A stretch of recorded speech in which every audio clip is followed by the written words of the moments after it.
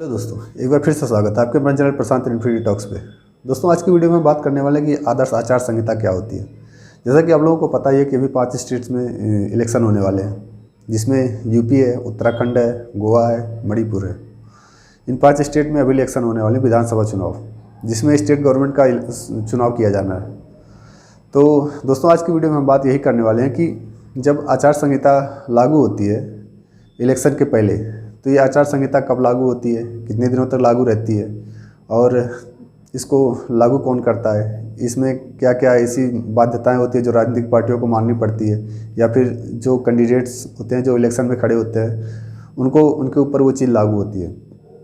तो दोस्तों, आज की वीडियो में हम इन्हीं सब टॉपिक्स पे बात करने वाले हैं, तो वीडियो में अंत तक बने रहें। और अगर चैनल पहली बार आए हैं तो चैनल को सब्सक्राइब जरूर कर लें और कमेंट बॉक्स में अपनी राय जरूर बताएं। और फ्रेंड्स, अगर आपको वीडियो अच्छी लगे तो फिर अपने आस पड़ोस में या फिर अपने जानने वालों को शेयर जरूर करें, क्योंकि आदर्श आचार संहिता का नाम तो सभी लोगों ने सुना है, पर इसकी डिटेल्स और इसमें क्या क्या प्रावधान है, कैसे क्या लागू किया जाता है, इन चीज़ों की जानकारी बहुत कम होती है। तो वीडियो को जितना हो सके उतना शेयर करें। तो फ्रेंड्स, चलिए वीडियो शुरू करते हैं। तो दोस्तों, आज की वीडियो में हम बात कर रहे हैं आदर्श आचार संहिता होती क्या है, इसको लागू कौन करता है। तो दोस्तों, मैं आपको बताना चाहूँगा कि आदर्श आचार संहिता को लागू करने का काम इलेक्शन कमीशन के द्वारा किया जाता है। चाहे इंडिया में लोकसभा चुनाव हो रहे हों या फिर स्टेट्स में विधानसभा चुनाव, अगर आदर्श आचार संहिता लागू की जाती है तो वो इलेक्शन कमीशन के द्वारा ही लागू की जाती है। तो दोस्तों, मैं आपको बताना चाहूँगा कि जब आदर्श आचार संहिता लागू हो जाती है तो फिर जिस पार्टी की सरकार है, गवर्नमेंट है, अभी तत्काल मतलब वर्तमान प्रेजेंट टाइम में जिसकी भी गवर्नमेंट चल रही हो, या फिर विपक्ष की पार्टियाँ हो या फिर अन्य पार्टियाँ हो, सारी के ऊपर एक ही नियम सामान्य रूप से बाध्य होता है। जैसे कि वो आदर्श आचार संहिता लागू होने के बाद किसी भी तरीके का उद्घाटन नहीं कर सकती है। अभी आप लोग न्यूज़ में देख रहे होंगे कि यूपी में ढेर सारे उद्घाटन चले जा रहे हैं, एकदम एक के बाद एक मोदी जी और योगी जी मिलकर उद्घाटन किए जा रहे हैं। जब ये आदर्श आचार संहिता लागू हो जाएगी तो उसके बाद जो ये उद्घाटन का प्रोग्राम चल रहा है या फिर कहीं फीता काटने जा रहे हैं, ये सारी चीज़ें बंद हो जाएगी, क्योंकि आदर्श आचार संहिता में कोई भी राजनीतिक पार्टी किसी भी तरीके का उद्घाटन या फिर कोई भी तोहफा नहीं दे सकती है, चाहे वो रूलिंग पार्टी हो या फिर अपोजिशन हो या फिर कोई अन्य पार्टी हो। अब मैं आपको दूसरी चीज़ बताता हूँ कि अगर जो कोई राजनीतिक पार्टी है या फिर कोई कैंडिडेट है, उसको कोई रैली करनी है, कहीं ढेर सारी भीड़ इकट्ठा करनी है उसको, तो फिर उसको करना क्या होगा कि पहले पुलिस प्रशासन से उसको वहाँ पे जाके उनसे आदेश लेना पड़ेगा। अगर पुलिस प्रशासन उनको कहती है कि हाँ ठीक है, आप जनसभा कर सकते हो, तो फिर तो वो कर सकते हैं। पर अगर पुलिस प्रशासन ने मना कर दिया कि नहीं, अभी वो सिक्योरिटी नहीं दे सकते या फिर किसी अन्य रीजन से वो मना करते हैं, तो फिर राजनीतिक पार्टी हो या फिर कोई स्वतंत्र कैंडिडेट हो या फिर कोई भी हो, वो कोई राजनीतिक रैली नहीं कर सकता। और इसमें होता क्या है कि आदर्श आचार संहिता लागू होने के बाद आप किसी भी तरीके का प्रलोभन आम जनमानस को नहीं दे सकते हो।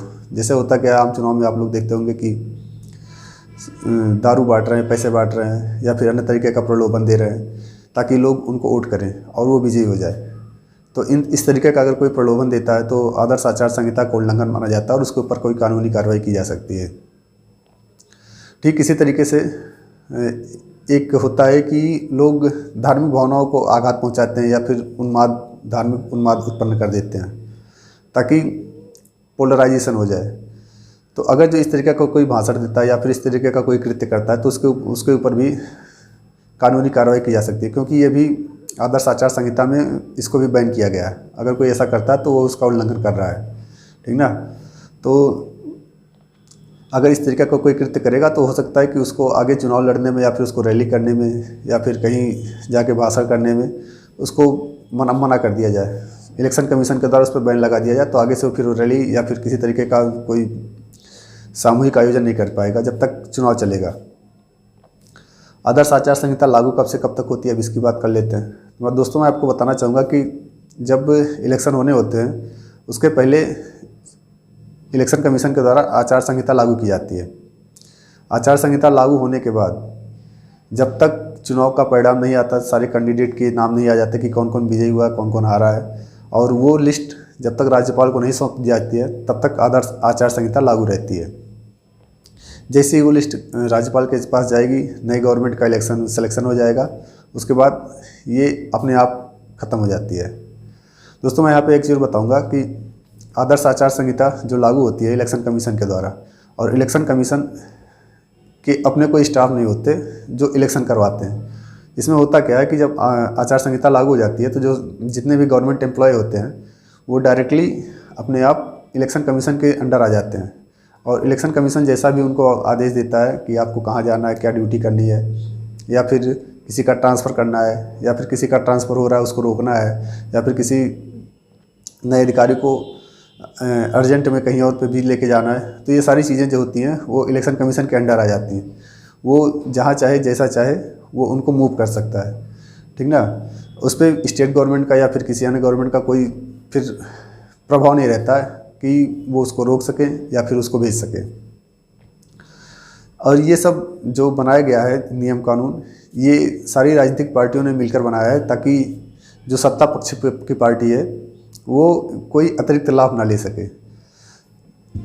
और मैं आपको एक चीज़ बताना चाहूँगा कि जब भी आदर्श आचार संहिता लागू हो जाती है तो फिर उसके बाद अगर कोई जो सत्ता पक्ष है या फिर अपोजिशन है, अगर वो चाहे कि वो किसी सरकारी बिल्डिंग का उपयोग कर ले, या फिर जो सरकारी मशीनरी होती है उनका उपयोग करे, या फिर सरकारी कोष से कुछ धन निकाल के अपने लिए अपने मतलब अपनी राजनीतिक पर लाभ के लिए वो उसका खर्च करे आदर्श आचार संहिता के दौरान, तो फिर ये चीज़ें बैन हैं। वो ऐसा नहीं कर सकते, क्योंकि जब चुनाव होने होते हैं तो फिर कोई भी आप जो सत्ता पक्ष पार्टी है वो किसी भी तरीके का कोई भी सरकारी लाभ प्राप्त नहीं कर सकती है। उसको जो भी करना है वो स्वयं के धन पे करना है। अगर जो कोई सामूहिक भोज का आयोजन भी करना चाहता है तो भी वो अपनी क्षमता पे ही करेगा। अगर उसके पास धन है तो वो कर सकता है, लेकिन अगर वो ये सोचे कि मैं गवर्नमेंट के कोष से कुछ पैसे लेके कर लूँगा तो ये नहीं हो सकता, क्योंकि ये बैन होता है। तो दोस्तों ये कुछ तथ्य थे जो मैं आपको बताना चाहता था कि आदर्श आचार संहिता में होता क्या है, कैसे लागू होता है और इस पे प्रावधान क्या क्या है। और ये एक सीरीज में बना